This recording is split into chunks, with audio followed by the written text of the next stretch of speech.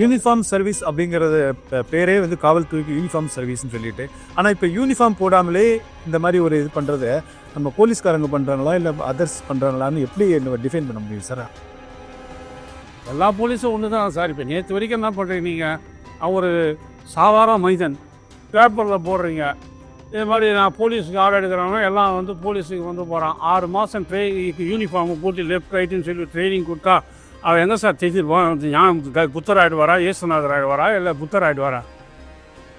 இந்த police ட்ரைனிங்குடைய setup தெரியல sir. அவன் உறுப்பு போட்டால் என்ன நினைக்கிறான், தனக்கு எல்லா அதிகாரமும் வந்துடுது, எல்லா அதிகாரமும் வந்து அடிக்கக்கூடிய அதிகாரம் தான் வந்துதுன்னு சொல்லிட்டு ஒரு பாவனை தராது. பாவனை வந்து ட்ரைனிங் செட்டப்பில் தான் நீ மாற்றினவக்காக வந்து அடிக்கிறதுக்குலாம் எடுத்தவங்க அடிச்சிடுவாங்க சார்.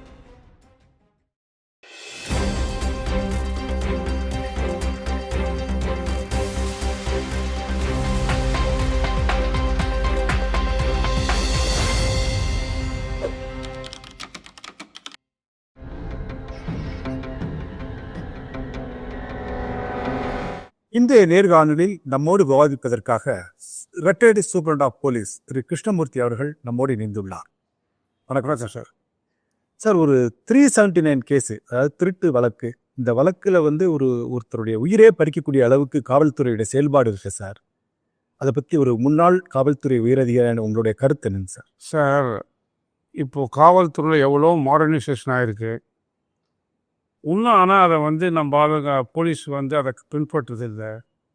அந்த காலத்தில் வந்து விசாரணைக்கு பண்ணுற மாதிரி 3rd டிகிரி மெத்தட் விடுவாங்க. இந்த டார்ச்சர் பண்ணுறது, அடிக்கிறது, இதில் ராட்டினத்தில் இருக்கிறது, கையை கட்டி ஏற்றுறது, அது மாதிரி மெத்தடை தான் இன்னும் ஃபாலோ பண்ணுறாங்க. தவிர அது சயின்டிஃபிக் மெத்தடில் விசாரிக்குன்னு சொல்லிட்டு எவ்வளோ வந்து உயர் நீதிமன்றம், உச்ச நீதிமன்றம்லாம் வந்து இன்ஸ்ட்ரக்ஷன் ஜட்ஜஸுங்க, அப்புறம் வந்து காவல்துறை உதவி அதிகாரிகள்லாம் எவ்வளோ இன்ஸ்ட்ரக்ஷன் கொடுத்தோம் சார்.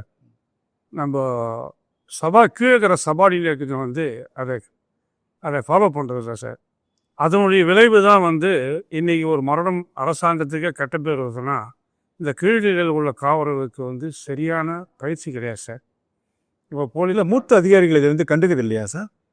மூத்த அதிகாரிகள் வந்து அவங்க வந்து சொபஸ்டிகேட்டில் அவங்க வந்து எஸ்பின்னா ஒரு டிஸ்ட்ரிக்டில் ஒரு இடத்துல இருக்காரு சார். இங்கே என்ன நடக்குது தெரியல. இங்கேயும் வந்து ஒவ்வொரு ஸ்டேஷன்லேயும் வந்து ஸ்பெஷல் பிரான்ச் கான்ஸ்டபிள் இருக்காங்க. அவங்க வந்து நேரடி தொடர்பு இருப்பாங்க, எஸ்பி கூட நேரடியாக தொடர்பு இருப்பாங்க. இந்த எஸ்பி ஸ்பெஷல் பிரான்ச் கான்ஸ்டபிள் சொல்லணும் எஸ்பிக்கு ஃபோன் பண்ணி, சார் இது மாதிரி ஒரு அக்யூஸ்டை கொண்டாந்துக்கிறாங்க, அண்ணன் ரெக்காராக இருக்குதுன்னு சொன்னால் எஸ்பிக்கு தெரியும். அவன் நேராக அதே தான் எஸ்பியோடைய ஸ்பை தான் வந்து இந்த special branch constable. Each and every police ஸ்டேஷனில் ஒவ்வொரு ஸ்பெஷல் பிரான்ச் ஹெட் கான்ஸ்டபிள் ரேங்கில், எஸ்எஸ்ஐ ரேங்கில் இருக்காங்க. அவங்க வந்து சொன்னால் தான் அவருக்கு எஸ்பிக்கு தெரியும். அதனால தான் என்ன நடக்குது, அவர் வந்து எக்கோட்டில் இது இருந்தாருன்னா, எஸ்பி இருந்தாருன்னா அவருக்கு ஒரு போலீஸ் ஸ்டேஷன் என்ன நடக்குதுன்னு தகவல் தெரியறதுக்கு தான் வந்து இந்த ஸ்பெஷல் பிரான்ச் வச்சுக்குது. அந்த ஸ்பெஷல் பிரான்ச்சுடைய அவுட்புட் இல்லாதனால தான் இது மாதிரி நடக்குது. ஸ்பெஷல் பிரான்ச் என்ன பண்ணுறான், அந்த லோக்கல் போலீஸு கூட உடனே ஆயிடுறான். உண்மையிலே வந்து இந்த சம்பவத்தை வந்து எஸ்பி நாலேஜுக்கு கொண்டு போயிருங்க. ஸ்பெஷல் பிரான்ச்சு ஹெட் கான்ஸ்டபிளோ அவனும் சஸ்பெண்ட் பண்ணுறதுலாம் என்னுடைய இது.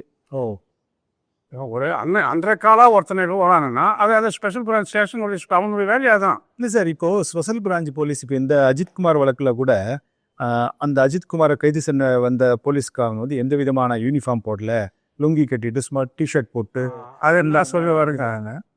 அது என்னன்னா சார், ஒவ்வொருத்தரையும் ஸ்பெஷல் பார்ட்டி வச்சுக்க சார். இப்போது ஒரு ஸ்டேஷனில் என்ன நடக்குன்னா வந்து ஒரு இன்ஸ்பெக்டர் ஏதோ ஒரு அயோஜனம் பண்ணுறா வச்சுங்களேன், இல்லீகல் ஆக்டிவிட்டிஸில் ஒரு உடந்தையாகிறாருன்னா எஸ்பி ஸ்பெஷல் பார்ட்டினா போனால் அவனை போய் பிடிச்சிட்டு எஸ்பி நாலேஜுக்கு கொடுப்பாங்க. அதே மாதிரி டிஎஸ்பி ஒரு ஸ்பெஷல் பார்ட்டி வச்சுருப்பார். ஒரு நல்ல யங்ஸ்டராக வச்சிங்கன்னு நல்லா ஓடிய தளமான ஆளுகளை வச்சிங்க ஸ்பெஷல் பார்ட்டின்னு வச்சிங்க போய் ரைட் பண்ணுறது, ஒரு கேம்பிளிங்கை போய் ரைட் பண்ணுறது. இப்போ இன்ஸ்பெக்டர் கன்வீனியன்ஸ் இருந்தால் கூட ஒரு உதாரணத்துக்கு சொல்கிறேன், கன்வீனியன்ஸ் இருந்தால் இவங்களுக்கு இந்த ஸ்பெஷல் பார்ட்டி தெரிஞ்சால் அவன் இது எஸ்பி ஸ்பெஷல் பார்ட்டின்னுவான். இவன் புஷ் வந்து எஸ்பிக்கு தகவல் சொல்கிறோம். அதுக்கப்புறம் எங்கள் ஸ்டேஷனில் கொண்டாந்து கேஸ் போடுறது. அது மாதிரி இந்த ஸ்பெஷல் பார்ட்டின்னு சொல்லிட்டு மப்பிலேயே சுற்றுது சார். எல்லா ஆக்டருக்கும் சார் அது யூனிஃபார்ம் சர்வீஸ் அப்படிங்கிறது பேரே வந்து காவல்துறைக்கு யூனிஃபார்ம் சர்வீஸ்னு சொல்லிட்டு, ஆனால் இப்போ யூனிஃபார்ம் போடாமலே இந்த மாதிரி ஒரு இது பண்ணுறத நம்ம போலீஸ்காரங்க பண்ணுறாங்களா இல்லை அதர்ஸ் பண்ணுறாங்களான்னு எப்படி நம்ம டிஃபைன் பண்ண முடியும் சார்? அது டிஃபைன் அதுக்கு கஷ்டம்தான் சார். அதுக்காக நான் என்ன பார்த்தா ஐடி கார்டு கொடுத்து வைக்கிறோம், அதையாவது காமிக்கலாம். ஐடி கார்டு அது நம்ம போலியோ கூட தயார் செஞ்சுக்கலாம். அதுவும் போலியோ தயார் செய்யலாம் சார். ஸ்பெஷல் பார்ட்டின்னு சொல்லிட்டு ஒவ்வொரு இப்போ நம்ம சிட்டி போலீஸில் கூட அது மாதிரி இருக்குதானே சார், டிசி ஸ்பெஷல் பார்ட்டின்னு சொல்லிட்டு திடீர்னு போய் அவரை இப்போ இவங்கனால தான் இந்த மாதிரி கிரைம் நடக்குன்னு நம்ம சொல்லலாமா? அது ஒருத்துக்கு ஸ்பெஷல் பார்ட்டி இந்த போலீஸ் தானே சார், எல்லா போலீஸும் ஒன்று தான் சார். இப்போ நேற்று வரைக்கும் என்ன பண்ணுறீங்க நீங்கள், அவர் சாதாரண மனிதன் பேப்பரில் போடுறீங்க இது மாதிரி நான் போலீஸுக்கு ஆர்டர் எடுக்கிறவங்க எல்லாம் வந்து போலீஸுக்கு வந்து போகிறான், 6 மாதம் யூனிஃபார்ம் போட்டு லெஃப்ட் ரைட்டுன்னு சொல்லி ட்ரைனிங் கொடுத்தா அவன் எங்கே சார் தெரிஞ்சிருவான், புத்தர் ஆகிடுவாரா, இயேசுநாதர் ஆகிடுவாரா, இல்லை புத்தர் ஆகிடுவாரா?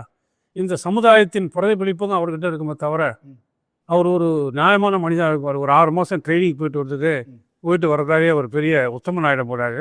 இந்த சமுதாயத்தின் பிரதிபலிப்பு தான் சார் அவங்ககிட்ட இருக்கும். அது மட்டும் இல்லாத சார், இந்த ட்ரைனிங் செட்டப்பே சரியில்லை சார். இப்போ கான்ஸ்டபிள்ஸ்லாம் ட்ரைனிங் தராங்கன்னா அங்கே யார் ட்ரைனிங் தர்றது தெரியுங்க? இல்லை சார், ஒரு இங்கே இருக்கிற சர்வீஸ் மட்டும் தான் அவங்க லா செய்து தருவார். ஒரு மனிதாபிமானமே இல்லாம ஒரு சாதாரண திருட்டு கேஸ்ல வந்து ஒருத்தனை கைது பண்றாங்க, எந்த வார்த்தை அடிக்கிற மாதிரி அடிக்கிறாங்களே சார், அது எந்த விதத்துல நியாயம்? அது கரெக்ட். அதான் அந்த 3rd டிகிரி மெத்தட் மாண்டரிங் தான். இப்போ அதாவது பிரிட்டிஷ்கார செட்டப்பு அந்த காலத்தில் வந்து உங்களுக்கு போலீஸில் என்ன ஒயர் ஓணும், பாடி ஓணும், அதெல்லாம் எடுத்தான் அடிக்கிறதுக்கு தான். இப்போ போலீஸ் நியாயமாக போலீஸ் வேலை ஒருத்தர் குற்றம் போனான்னா கண்டுபிடிச்சி அவனை கோர்ட்டில் புகேஷ் பண்ணி தண்டனை வாங்கி தரத்துக்கு ஒயரும் பாடிலாம் தேவை கிடையாது. ஒரு சாதாரண அறிவு இருந்தால் போதும். இருந்தாலும் அந்த காலத்தில் வந்து போலீஸுக்கு ஆள் ஜெய்ஜாட்டிக்காக இருக்கணும், உயரம் 6 அடி உயரம் இருக்கணும், பாடி இருக்கணும், சவுட்டாக இருக்கணும்னா அடிக்கிறதுக்காக எடுத்தான் சார். அதே செட்டப் தான் இன்னும் போலீஸுக்கு அதே உயரம் ஓணும், பாடி ஓணும்னு சொல்கிறாங்க தவிர சார் அறிவு வளர்க்குறவங்க யாரும் சொல்ல கிடையாது சார். ஆக நீங்கள் சொல்லும்போது சொன்னீங்க அந்த சயின்டிஃபிக் மெத்தட் ஆஃப் என்கொயரின்னு சொல்லி சொன்னீங்க. அது என்ன சார் சயின்டிஃபிக் மெத்தட்? சயின்டிஃபிக் மெத்தட்ல சார் ஒருத்தன் தூங்க விடாத எத்தனையோ அதில் வந்து சயின்டிஃபிக் மெத்தட் இருக்குது சார். ஒருத்தன் தூங்க விடாத மாற்றி அவனை வந்து ஆளுங்க இன்ஸ்டாலேட் பண்ணுவாங்க சார். போட்டு குச்சின்னு இருக்கிறது, தூங்க விடாத பண்ணுறது. சரி, அப்புறம் வந்து அவனுக்கு வந்து கன்வின்ஸ் பண்ணி அவன் இதை பண்ணுறான் அதை பண்ணுறேன்னு சொல்லிட்டு அவனை வந்து நான் விட்டுருவேன், உன்னை நீ உண்மையை சொல்லிட்டா விட்டுருவேன், அது மாதிரி சொல்லி பண்ணுறது. சோ மெனி டெக்னிக் இருக்குது சார். அது நிறைய பாயிண்ட்ஸ் இருக்குது, அதை வச்சு பண்ணுறது. அப்புறம் உண்மையை சொல்லும் கருவின்னு ஒன்று இருக்குது சார், அதை வச்சு கண்டுபிடிக்கிறது. அது மாதிரி பல மெத்தட்ஸ் இருக்குது சார். அது இல்லாத இப்போ அதே தான் அந்த காலத்தில் அடிப்போம். அந்த காலத்தில் வந்து நரகோ ஊற்றிருக்காங்க. அது மாதிரி எல்லாம் அவங்க வந்து கொடுமை பண்ணியிருக்காங்க. இப்போ அப்பாவும் போலீஸு, எங்கள் தாத்தா போலீஸ் சார், நான் போலீஸு, எங்கள் வீட்லேயே எல்லாமே ஒரு 5-6 பேர் போலீஸ் டிபார்ட்மெண்ட் தான் சார். இது மாதிரி அதனால் வந்து இதை வந்து அந்த காலத்தில் போன இதெல்லாம் எங்கள் ஃபாதர் டிஃபரெண்ட் போவோம். போலீஸ் ஸ்டேஷன் போகும்போது அந்த அடிப்பா நீ அதேடா பார்க்குறான்னு அந்த காலத்தில் தான் அது துண்டு துட்டு அதே செட்டப் தான் sir still going on sir. Sir, ஸ்கூலில் ஒரு வாத்தியார் வந்து ஒரு குழந்தைய அடிச்சிட்டாலோ இல்லை ஒரு பையனை அடிச்சிட்டாலோ ஒரு அவங்க பெற்றோர்கள் வந்து கம்ப்ளைண்ட் பண்ண ஒரு பெரிய இஷ்யூ எடுத்துக்கிறாங்க, ஒரு மனித உரிமை மீறல்ங்கிற ஒரு விஷயம் எடுத்துக்கிறாங்க. ஆனால் போலீஸ் டிபார்ட்மெண்ட்ல மட்டும் அவங்க அடிக்கும்போது அது எந்த விதமான ஒரு அஜித்குமார் விஷயத்தில் ஒரு 5 பேரை சஸ்பெண்ட் பண்ணியிருக்காங்க, அதோட முடிஞ்சிருதா சார்? அந்த மாதிரி இப்போ தான் சார் இப்போ அது மேலே வந்து கொலை குற்றம் படிச்சிருக்காங்க சார். போஸ்ட்மார்ட்டம் ரிப்போர்ட் வந்தவுடனே அவங்க மேலே வந்து கொலை குற்றத்துக்கான இல்லை அதுக்கான அதிகாரம் கொடுக்குறது யார் சார்? இந்த மாதிரி அடிச்சு இது பண்ணுறாரு சார். எத்தனோ வந்து உங்களுக்கு வந்து மனித இப்போ அந்த கடந்த இந்த 4 ஆண்டு ஆட்சி காலத்திலேயே 24 லாக்அப் டெத் நடந்திருக்குன்னு சொல்றாங்க சார். ஒரு செய்திகள்லாம் வந்திருக்கு. இந்த அளவு ஒரு அரசுக்கு வந்து ஒரு பெரிய கெட்ட பெயர். முந்தைய அரசும் சரி, இந்த அரசும் சரி, ஒரு அரசுக்கு ஒரு பெரிய கெட்ட பேர். இருந்தாலும் இது தொடர்ந்து நடந்துகிட்டே இருக்காது சார். இந்த போலீஸ் ட்ரைனிங்குடைய செட்டப் தெரியல சார். அவன் உறுப்பு போட்டாவே என்ன நினைக்கிறான், தனக்கு எல்லா அதிகாரமும் வந்துடுது, எல்லா அதிகாரமும் வந்து அடிக்கக்கூடிய அதிகாரம்லாம் வந்ததுன்னு சொல்லிட்டு ஒரு பாவனை இருக்குது. அந்த பாவனை வந்து ட்ரைனிங் செட்டப்பில் தான் நீ மாற்றினவக்காக வந்து அடிக்கிறதுலாம் எத்தனை அடிச்சிடுவான் சார். ஒரு வாட்டி ஒரு இன்சிடென்ஸே ஒரு கான்ஸ்டபிள் வந்து திருநெல்வேலியில் இருந்து ரொம்ப நாளுக்கு முன்னாடி நடந்தது சார். ஒரு மேஜிஸ்ட்ரேட் பஸ்ஸில் கூட அவர் அடிச்சுட்டான் சார் மேஜிஸ்ட்ரேட்டை. அப்புறம் மேஜிஸ்ட்ரேட் தெரியாது, அதுக்கப்புறம் அவரை சஸ்பெண்ட் பண்ணி நடவடிக்கை அடிச்சது தானே. ஆமாம், அது ரொம்ப நாளைக்கு ஒரு 10 years அது மேஜிஸ்ட்ரேட்டாக இருந்தாலும் ஒரு சாதாரண எடுத்து அடிப்பான். அதுதான் பேட் இல்லை. சென்னை உயர்நீதிமன்றத்தில் நடந்த தாக்குதலில் கூட நீதிபதியை தலையில் அடிச்சுட்டாங்க. அப்போ நீதிபதியும் தெரியாமல் அடிச்சுட்டான் அப்படிங்கிறாங்க. அடிச்சது தானே சார். அதாவது அந்த செட்டப் ட்ரைனிங் வந்து உங்களுடைய மனப்பக்குவத்தை மாற்றக்கூடிய ஒரு பயிற்சியாக தான் இருக்கணும் சார். அங்கே ட்ரைனிங்லேயே இப்போ யார் கொடுக்குதுன்னா சார், இங்கேருந்து கண்டமாக போகிறான் பாருங்க எஸ்ஐசி, அவன் தான் அவங்க லா நடத்துறதுங்க கான்ஸ்டபிள் லெவலில். கண்டமாக போனா அப்படின்னா எப்படி புரிஞ்சுக்க? இங்கேருந்து மாற்றி விட்றாங்க. நல்லவனாக தான் போக மாட்டான், இங்கே பவர் இருப்பான். வேண்டாம் தூக்கி என்ன பண்ணுவான், நீ பிடிசிக்கு போ, போலீஸ் ட்ரைனிங் காலேஜ். அதுலேயே ரொம்ப ஆமாம், பிஆர்எஸ் போன்னு சொல்லி அனுப்பிச்சி விட்றது சார். ஓகே ஓகே அங்கே அதே மாதிரி சப் இன்ஸ்பெக்டர் கான்ஸ்டபிள்லாம் சட்டத்தை கற்றுக் கொடுக்குறது யாருன்னா சப் இன்ஸ்பெக்டர் அங்கே தான் சார் கற்றுறாங்க, லா ட்ரைனிங் கொடுக்குறதுங்க. அதே மாதிரி இதில் பார்த்தீங்கன்னா நீங்கள் சப் இன்ஸ்பெக்டர் ட்ரைனிங்லாம் பார்த்தீங்கன்னா அங்கே இருக்கிற இன்ஸ்பெக்டர் லெவலில் தான் சார் ட்ரைனிங். இங்கே வந்து போய் இன்ஸ்பெக்டர் பெரிய அடிவாளியார் அடிப்பறவே சரி, நடிப்பவே சரி கிடையாது சார், ட்ரைனிங் செட்டப்பே தெரியலையா சார். அங்கே வந்து ட்ரைனிங் சொல்லி கொடுக்குறது. இப்போ போலீஸ் அகாடமிக்கு போனால் ஈவன் டிஎஸ்பி ட்ரைனிங் இருக்கிறாங்களே அவங்கள கூட யாராக இருக்கிறதுனா இன்ஸ்பெக்டர் தான். இந்தியன் பீனல் கோடு சப்ஜெக்ட் இருக்கிறது இன்ஸ்பெக்டர் ரேங்கில் தான் இருக்கிறாங்க. அதே மாதிரி இந்தியன் ரெவென்யூ ஆக்ட், சிஆர்பிசி எல்லாமே வந்து அங்கே இருக்கிற இங்கே இன்ஸ்பெக்டர் தான் அவங்களுக்கு ட்ரைனிங் கொடு. அந்த ட்ரைனிங் செட்டப்பை வந்து ஒரு சொபஸ்டிகேட்டதாகவும் அவன் மனநிலையை சைக்காலஜியாக மாற்றக்கூடிய எந்த ஒரு ட்ரைனிங் முடிச்சுட்டு வரான்னா ஜனங்க வந்து பொதுமக்களுக்காக நம்ம சேவை செய்ய வரோம், அதிகாரத்துக்காக வர்றது கிடையாது என்ற எண்ணத்தை உருவாக்கக்கூடிய பயிற்சியாக இருக்கணும் சார் அது. Okay sir. இந்த அஜித்குமார் வழக்கில் சார் நீதிமன்றம் வந்து 5 பேரை கைது செஞ்சுருக்காங்க, கொலை குற்ற வழக்கில் கைது செஞ்சுருக்காங்க. இப்போ இந்த வழக்கை வந்து சிபிசிஐடி விசாரிக்குன்னு சொல்லி டிபார்ட்மெண்ட்டே வந்து அனௌன்ஸ் பண்ணிடுறாங்க. இப்போ நீதிமன்றம் வந்து இது தலையிட்ட பிறகு சிபிஐக்கு நம்ம வந்து தயாராக இருக்கோம், சிபிஐ என்கொயரிக்கு தயாராக இருக்கும்னு சொல்கிறாங்களே. இப்போது சிபிசிஐடின்றீங்களே, அது எந்த போலீஸ் நினைக்கிறீங்க? அதாவது தமிழ்நாடு போலீஸ். தமிழ்நாடு போலீஸ் தான், விஜய் போலீஸ் தான். நான் இங்கே இருக்க சிபிசிஐடிக்கு மாற்றலாம், சிபிசிஐடி இங்கே மாற்றலாம் சார். சிபிசிஐடிக்கும் லோக்கல் போலீஸுக்கும் எந்த விதமான வித்தியாசம் இங்கே சிபிஐன்றது வந்து ஏஜென்சியா, தனி ஏஜென்சி, அது சென்ட்ரல் கவர்மெண்ட். ஓகே, அதனால தான் சிபிஐ ரிப்போர்ட் வரும், சிபிஐ ரிப்போர்ட் வரும்ன்றாங்க. அதை வந்து சிபிஐன்றது வந்து under the control of central government. CBCID இந்த லோக்கல் போலீஸ் எல்லாம் ஒன்று தான்.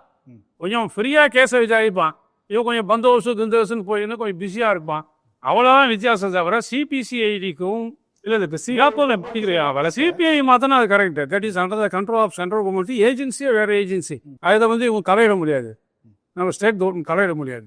சரி, அதனால தான் எல்லாமே வந்து சிபிஐ ரிப்போர்ட் ஒன்று, சிபிஐ ரிப்போர்ட் ஒன்று தான். ஏதோ லோக்கல் போலீஸ் தப்பிச்சிக்கின்னு ஒரு நியாயம் கிடைக்கும் ஸ்டேட் போலீஸ்ன்னு கேட்குறாங்க தவிர எல்லா கேஸ்லையும் சில கேஸில் கேட்குறாங்க சிபிஐ ரிப்போர்ட் ஒன்று சொல்கிறேன் சார். வேத்து நீதிமன்றத்தில் கூட சொல்கிறாங்க ஒரு மாநில அரசே தன்னுடைய குடிமகனை கொலை செய்து விட்டது அப்படின்னு. இவ்வளோ பெரிய இவ்வளோ பெரிய ஒரு குற்றச்சாட்டை வந்து ஒரு நீதிமன்றம் சொல்லுது அப்படின்னா இந்த அரசு வந்து அந்த விஷயத்தில் கவனம் செலுத்தலைன்னு அர்த்தமா சார்? அரசு கவனம் செலுத்த அரசு என்ன சார் போனால் இருக்கிற அதிகாரிகள் தான் சார் சூப்பர். இல்லை, அதாவது தொடர்ந்து ஒரு 24 வழக்குகள் வந்து லாக்அப் டெத்திலே பதிவாயிடுச்சு இந்த கடந்த 4 ஆண்டு காலத்தில்.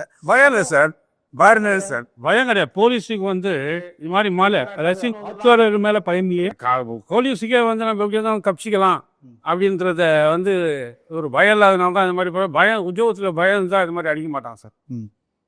இல்லை, பயம் இல்லைன்னு சொல்லிட்டீங்க சார். அது யாரு மேலே யாரும் பயம் இல்லை. சட்டத்து மேலே நம்ம நாளைக்கு 9 மாட்டிப்போம், இது மாதிரி அடிக்கிறோம், எதுவும் ஆச்சுன்னா வந்து 9 ஆச்சுன்னா மாட்டிப்போம். இவ்வளோ இந்த ஃபிளிக்ஸ் கேஸ் பார்த்து ஏற்கனவே சாத்தாங்குளத்துல இருந்தது, அதுலேருந்தே எல்லாருக்கும் ஒரு அவேர்னஸ் வந்துருக்கணும். இதாவது இவங்க பண்ணுறவங்க அரசுக்கு கெட்ட பேர் வருதுங்க.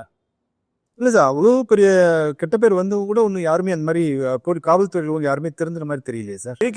நீங்கள் காவல்துறை அதிகாரி, நீங்கள் உங்களுக்கு நிறைய பேர் வேலை பார்த்துருப்பீங்க. நீங்கள் சொல்கிறது கரெக்டு. அதான் ட்ரைனிங் செட்டப் சரியில்லை சார். எவனா உதுப்பு போட்டவொன்னே என்ன பண்ணுறான், யாரை வேணா அடிக்கலான்ற எண்ணத்தில் தான் இருக்கானே தவிர பொதுமக்களுக்கு சேவை செய்யறதுக்காக வந்ததுன்ற எண்ணமே கிடையாது சார். ஒரு போலீஸ் ஸ்டேஷனுக்கு போனால் உங்களால் தைரியமாக போக முடியல, ஒன்று வைக்கல கூப்பிட்டு போகிறீங்க, யாருன்னா உயர் அதிகார ரெக்கமெண்டேஷன் தான் போகிறீங்க. ஒரு தண்டிப்பட்டால் ஒரு போலீஸில் விசாரணை கூப்பிட்றாங்கன்னா யாருமே ஒரு தைரியமானும் நல்லது தான் நம்மளுக்கு கொண்டு போகிறாங்கன்னு போகிறதே கிடையாது சார். வைத்திய பேர் தான் அது. அப்போ காவல் நிலையங்கள் வந்து பொதுமக்களுக்கு நல்லது பண்ணக்கூடிய இடம் இல்லை. சிலர் அதிகாரி இருக்காங்க சார், எல்லாரையுமே அது மாதிரி சொல்ல முடியாது சார். எல்லாமே சில ஒரு மாதிரி இது மாதிரி குழுவிகளால் வந்து காவல்துறை பேர் கெட்டது தவிர சார், மற்ற விதத்தில் வந்து காவல்துறை அவசியம் தான், நல்லவும் இருக்க தான் செய்கிறாங்க சார். ஆனால் என்ன தெரிஞ்சு வைக்கணும் சார், நல்லவங்க வந்து கம்மியாக இருக்காங்க. ஆமாம், கம்மியாக இருக்குது. 5 மாதம் மனசாட்சி பயப்படம் கம்மியாக தான் இருக்கான். அப்போ இந்த 95% எப்படி சார் மாற்ற முடியும்? அதான் ட்ரைனிங் செட்டப் மாற்றணும் சார். இவன் வந்து மனசில் வந்து நம்ம வந்து அதிகாரம் கிடையாது, நம்ம சேவை செய்கிற குணம் இருக்குது அப்படின்ற ட்ரைனிங் செட்டப் நான் சொல்கிறேன். ட்ரைனிங் கொடுக்குறேன்னா எந்த போகிறவங்க தான் ட்ரைனிங் கொடுக்குறான் சார். இல்லை, ஆக்சுவலி இந்த ட்ரைனிங் கொடுக்குற போகிறவர் வந்து அவர் பனிஷ்மெண்ட் டியூட்டிக்கு அங்கே போனதுனால. ஆமாம், அது மாதிரி தான். இப்போ பிடிசிக்கு யாரும் லைக் பண்ணி போவோம், யாருமே போகிறது கிடையாதுங்க. ஓகே, இவங்களா பிடிச்சி வேண்டாம் தான் தள்ளி விடுறதுங்க. போலீஸ் ட்ரைனிங் காலையில் இன்ஸ்பெக்டர் ட்ரைனிங் கொடுக்குறவங்க இருக்காங்கன்னா எல்லாமே இங்கே லாங் ஆர்டர் இருக்கும், உதவியும் பண்ணணும், பவர்ஃபுல். இப்போ டிஜிபி லெவலில் தான் இருக்கிறாங்க. யாருன்னா வந்து ஃபயர் சர்வீஸ் போனால் டிஜிபி போகிறாங்களா? ஃபயர் சர்வீஸுக்கு போகிறோம், இல்லை வந்து யூனிஃபார்ம் சர்வீஸுக்கு போகிறோம், எந்த டிஜிபி போகிறது, எல்லா டிஜிபியும் பவர் தானே ஒன்று போட்டி போடுறாங்கல்ல. அதுக்கு இப்போ அந்த இந்த டிஜிபி ரிட்டையர் ஆகிறோன்னு சொன்னால் அதுக்கப்புறம் நம்ம யாரும் அதை பிக்சர் பிடிக்கலாம் தானே பார்க்குறாங்க. அங்கேயே வந்து அதிகாரம் வந்து ஆரம்பிச்சிருது, அப்படித்தானே? இது இவன் கீழே வரவங்க போய் கேட்டானே, நீ என்ன போனால் நான் கிரைம் நீ வேலை செய்ய மாட்டியா, நீ கமாண்டா இருக்க மாட்டியா, டிஸ்ட்ரிக்ட் தான் வருமானு சொல்லி இதே டிஜிபி கேட்குறனால இவங்க வந்து டிஜிபி அந்த இடத்துக்கு போகணுன்றாங்க, எதாவது ஃபோர்ஸுக்கு போகணுன்றாங்க, பவர்ஃபுல் ஃபோர்ஸ் போகணுன்றாங்க. சரி சார், நீங்கள் சொல்லும்போது 2-3 இடத்துல சொன்னீங்க இந்த மாதிரி பேசிக்கே சரியில்லை, அதாவது ட்ரைனிங் வந்து சரியில்லைன்னு சொல்லி. இந்த மாதிரி ட்ரைனிங் கொடுத்தா இதெல்லாம் மாறும் சார். அதாவது சைக்காலஜிக்காக வந்து சார் நீங்கள் வந்து அவன் போகும்போது மாறுபட்ட மனிதனாக வரணும் சார். பொதுமக்கள் இப்போ என்ன, இப்போ ட்ரைனிங்னா நம்ம வந்து ட்ரைனிங் முடிச்சுட்டு வந்தால் நம்மளுக்கு அதிகாரம் கொடுத்துட்டாங்க, அந்த காக்கி சொட்டா கூட ஒரு தெனாவட்டில் திமுரு இங்கே தான் இருக்க தவிர நம்ம பொதுமக்களுக்கு சேவை செய்யக்கூடப்பதற்காக அனுமதிக்கப்பட்ட ஒரு இதுன்னு இது கிடையாது சார்.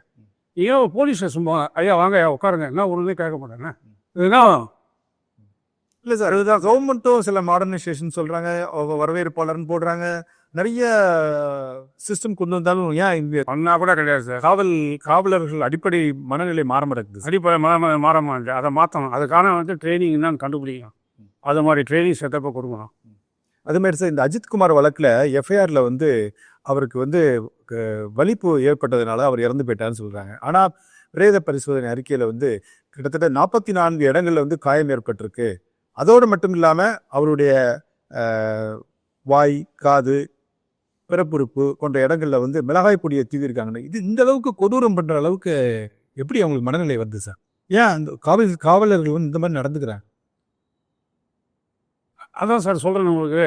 இதை மாதிரி வந்து அதை உடனடியாக நம்ம வந்து அந்த திருட்டு வழக்கை கண்டுபிடிச்சனுன்ற ஒரு ஹர்ஜி சார், அதை உடனே அதை வந்து பொறுமையாக கூட பண்ணலாம். ஒரு மேலதிகாரிகளுடைய ப்ரெஷர் சார், இதில் எதுவும் பண்ணாங்கன்னு எனக்கு தெரில. ஆனால் சில விஷயங்கள்ல வந்து உடனே கண்டுபிடிக்கணும் அப்படின்றத வந்து நம்ம கண்டுபிடிக்கணுன்ற ஆதாரத்தில் அதுதான் பண்ணுறோம் சார். இப்போ நீங்கள் சொன்ன மாதிரி ஏதோ மேலிடத்துலேருந்து ஒரு ப்ரெஷர் வந்தது அப்படிங்கிற மாதிரி தான் அந்த வழக்கை கொண்டு போகிறாங்க நீதிமன்றத்தில். நேற்று நீதிபதி கூட நிறைய ஹேஷ்டேக்லாம் கிரியேட் ஆச்சு, யார் அந்த சார், மீண்டும் யார் அந்த சார் அப்படிங்கிற மாதிரிலாம் கேள்வி வந்துச்சு. அந்த மாதிரி ப்ரெஷருக்குலாம் அடிமையாகிறாங்களா சார் ஆஃபீஸர்ஸும்? இல்லை, ஆஃபீஸர்ஸுக்கு சொல்லுவாங்க சார் மாதிரி உடனே கண்டுபிடிக்க, ஏன் கண்டுபிடிக்கல கேஸுன்னு அதுக்காக கண்டுபிடிக்கிறதுக்காக வந்து எப்படியா குடும்பம் பண்ணி சொன்னால் உண்மையாக சொல்லுவான்னு சொல்லிட்டு அடிக்கிறது சார். இதை மாதிரி இது எவ்வளோ சம்பவம் நடக்குது சார். ஏன்னா செத்து போயிட்டான், அதெல்லாம் மாட்டிக்கிச்சு. இது மாதிரி மாட்டிக்காத சம்பவம் எவ்வளோ இருக்குது சார். எவ்வளோ சமாச்சாரம் இருக்குது. இவன் இன்னைக்கு இறந்து போயிட்டான், அதால் வந்து பெரிய நல்லா இருக்குது. எல்லா கிரைம் கேஸ்லேயும் இது மாதிரி தான் இருக்குது சார். தேர்ட் டிகிரி மெத்தடே ஒழிக்கணும் சார். அப்போ தான் சார் இந்த காவல்துறை மாறும், அரசாங்கத்துக்கும் நல்ல பேர் வரும் சார். அது என்ன ஆகுது, இந்த ட்ரைனிங் செட்டப்பை மாற்றி வந்து மனசில் வந்து இப்போ நான்லாம் கொஞ்சம் ஒரு டிஃப்ரெண்ட்டாக இருப்பேன். பிகாஸ் எங்கள் பிரதர் வந்து கம்யூனிஸ்ட் கட்சி சேர்ந்தவர் கூட சேர்ந்து ஜனங்களுக்கு நல்லது பண்ணணுன்ற ஒரு மனப்பான்மையில் வந்து நான் ஒரு மாறுபட்ட ஆளாக இருக்கேன். எங்கள் வீட்லேயே எங்கள் அப்பா போலீஸு, எங்கள் தாத்தா போலீஸு, மாமா போலீஸு மாதிரி நான் எல்லாம் போலீஸ் 3-4 தலைமுறையாக போலீஸ் இருக்கிறேன் சார். இது மாதிரிலாம் பண்ணுறது கிடையாது சார். சரி சார், நீங்கள் ஒரு உயர் பொறுப்பில் இருந்திருக்கீங்க. உங்களுடைய ஃபேமிலி ஹிஸ்ட்ரி பார்த்தீங்கன்னா போலீஸ் டிபார்ட்மெண்ட்லேயே இருந்திருக்காங்க. நீங்கள் இந்த புதுசாக வரக்கூடியவங்க, ஏற்கனவே இருக்கக்கூடிய காவலர்களுக்கு என்ன மாதிரி அறிவுரை சொல்ல வரீங்க சார்?